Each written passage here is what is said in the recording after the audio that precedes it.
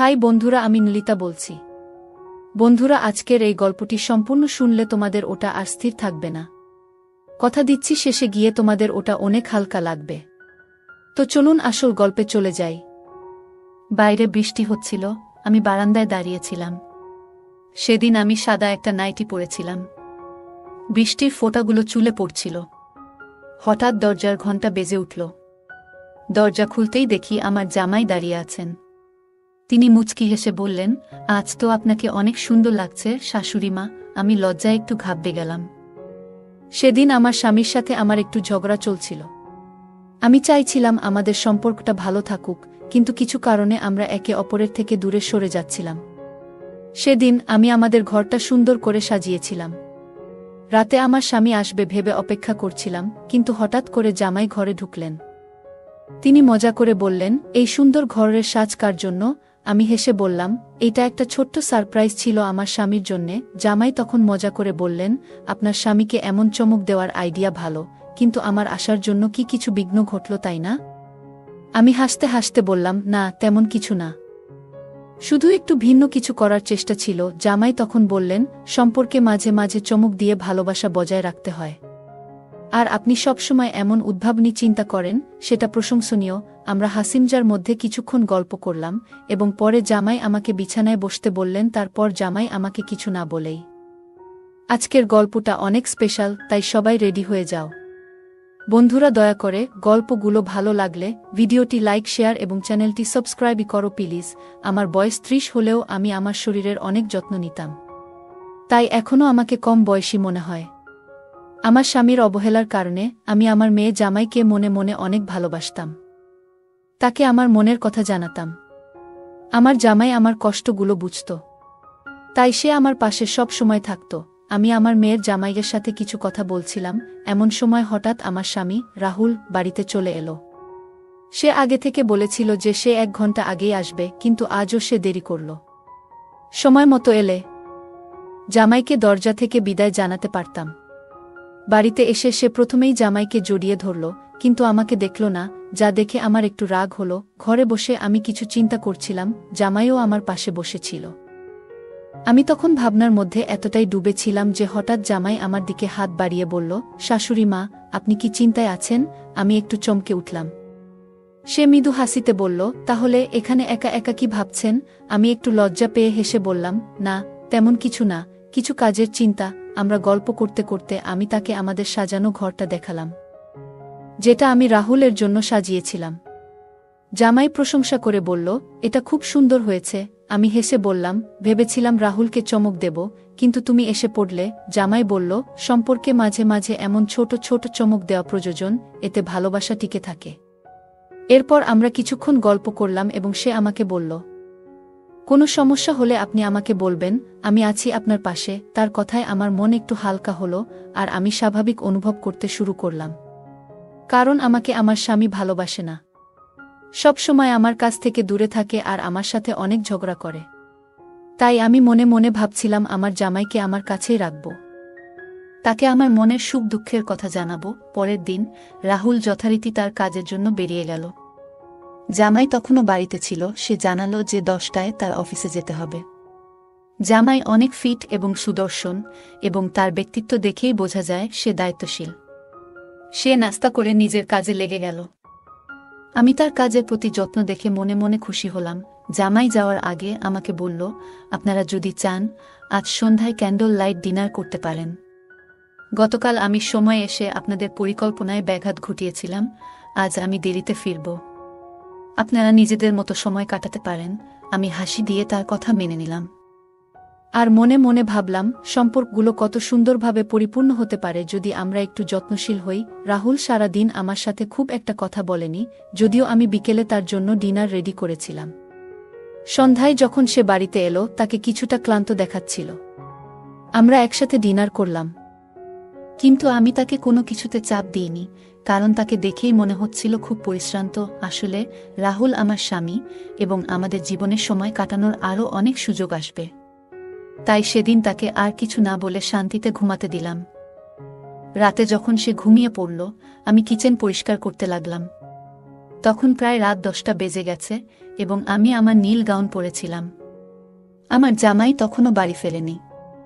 আমি ভাবছিলাম তাকে ফোন দেব কিনা, ঠিক তখনই দরজা খুলে গেল এবং সে বাড়িতে ঢুকল।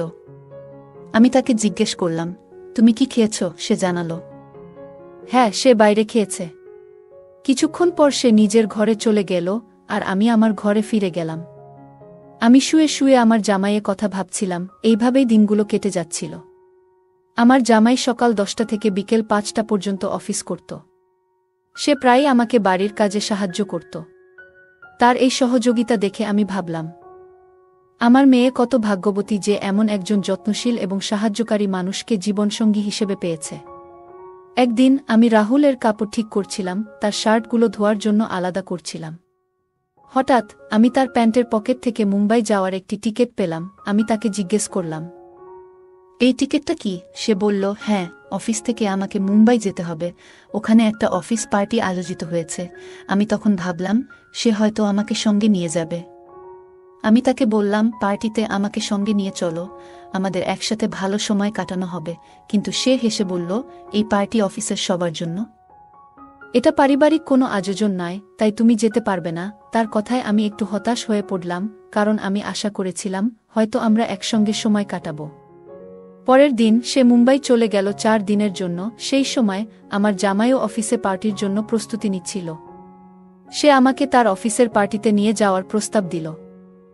আমার স্বামী যেখানে আমাকে কোথাও নিয়ে যেতে আগ্রহী ছিল না, সেখানে আমার জামাই আমাকে ভালো সময় কাটানোর সুযোগ দিল। আমি অনেক সুন্দর একটি নীল শাড়ি পরেছিলাম, যা আমাকে অনেক সুন্দর লাগছিল। জামাই আমাকে দেখে অবাক হয়ে গেল, বলল, শাশুড়ি মা, তোমাকে অনেক সুন্দর লাগছে। আমি তার কথায় একটু লজ্জা পেয়ে গেলাম। আমরা একসাথে সেই পার্টিতে গিয়েছিলাম আর আমি খুবই ভালো সময় কাটিয়েছিলাম। সে আমাকে খুব যত্ন সহকারে সারা পার্টিতে নিয়ে ঘুরল, যেন আমি তার খুবই আপনজন। পার্টি থেকে বাড়ি ফেরার পথে আমি তাকে জিজ্ঞাসা করলাম, তুমি আমাকে পার্টিতে কেন নিয়ে গেলে? জামাই হেসে উত্তর দিল, শাশুড়ি মা, পার্টি শুধু কর্মচারীদের জন্য নয়, মাঝে মাঝে পরিবারকেও সঙ্গে নেওয়া উচিত। তার কথা শুনে আমার ভালো লাগলো এবং আমি বুঝতে পারলাম সে আসলে আমাকে সম্মান দেখাতে চেয়েছিল। পরে রাতে যখন আমি আমার ঘরে পোশাক বদলাচ্ছিলাম, তখন আমার ড্রেসের হুক খুলতে পারছিলাম না। রাহুলও বাড়িতে ছিল না, তাই আমি একটু দুশ্চিন্তায় পড়েছিলাম। ঠিক সেই সময় জামাই এসে আমার হুক খুলতে সাহায্য করল এবং তারপর দ্রুত ঘর থেকে বেরিয়ে গেল। কিছুক্ষণ পরে আমি বাইরে এসে তাকে জিজ্ঞাসা করলাম, তোমার কি কোনো সমস্যা হয়েছে? সে মুচকি হেসে বলল, হ্যাঁ শাশুড়ি মা, আমার ঘরের এসি নষ্ট হয়ে গেছে।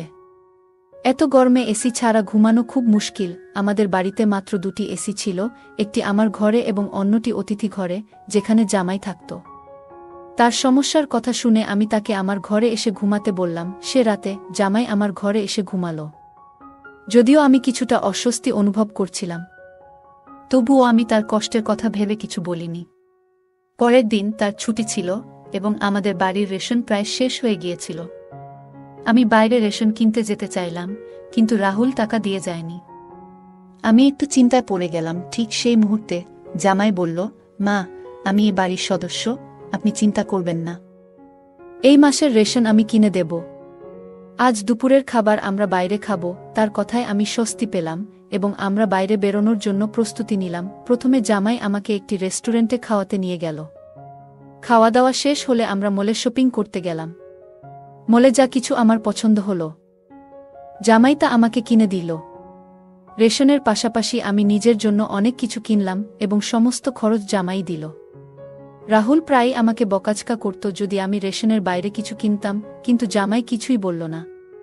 সে চুপচাপ যা কিছু দরকার ছিল সবই কিনে দিল। তার এমন ব্যবহারে মাঝে মাঝে মনে হচ্ছিল যেন সে আমাকে খুশি করার চেষ্টা করছে।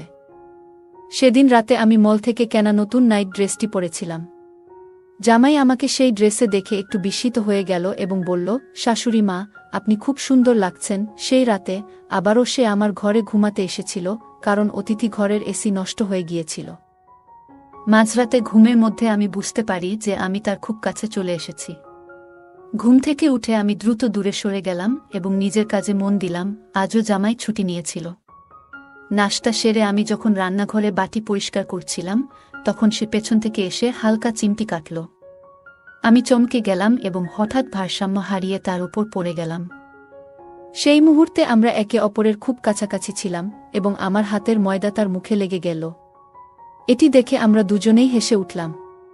সে মুচকি হেসে বলল, আপনার পেটে একটা পিঁপড়া ছিল, সেটাই সরানোর চেষ্টা করছিলাম। আমরা কিছুক্ষণ হেসে নিলাম, তারপর আবার নিজের কাজে ফিরে গেলাম।